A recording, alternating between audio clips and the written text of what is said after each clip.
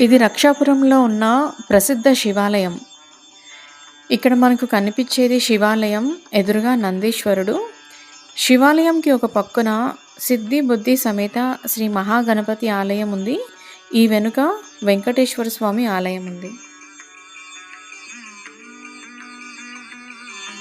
ఈ ఆలయ ప్రాంగణంలో అడుగు పెట్టగానే మనసు తెలియకుండానే నిశ్శబ్దంగా మారిపోతుంది.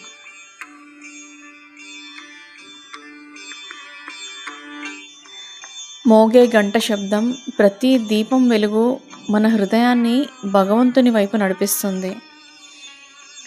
అటు ఎదురుగా కాలభైరవ స్వామి ఆలయం, పక్కన గోశాల ఉంది. ఎదురుగా నడుచుకుంటూ వెళ్తే సీతారామస్వామి ఆలయం ఉంది.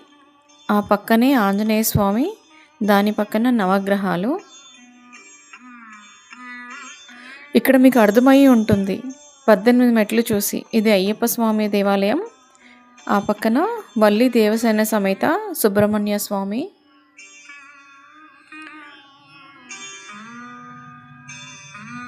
కొంచెం ముందుకెళ్తే మహాలక్ష్మి, మహాకాళి, మహాసరస్వతి ముగ్గురు అమ్మవార్లు ఉన్నారు.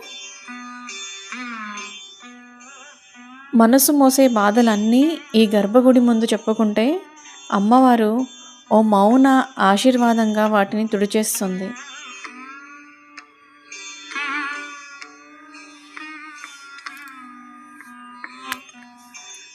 నాకు దేవతామూర్తులని డైరెక్ట్గా వీడియో తీయడం కరెక్టో కాదో నాకు తెలియలేదు. మీకు తెలిస్తే కమెంట్లో చెప్పండి. అందుకోసమే నేను వీడియో క్లియర్గా చేయలేకపోయాను. నేను ఈ మధ్యనే యూట్యూబ్ ఛానల్ స్టార్ట్ చేశాను. చిన్న చిన్న షార్ట్స్ చేశాను. కానీ ఇదే నా ఫస్ట్ లెంతీ వీడియో. అందరికీ నచ్చిందని అనుకుంటున్నా. వీడియో నచ్చితే లైక్ చేయండి. మనసులో భక్తి ఉంటే మన హృదయమే ఒక దేవాలయం.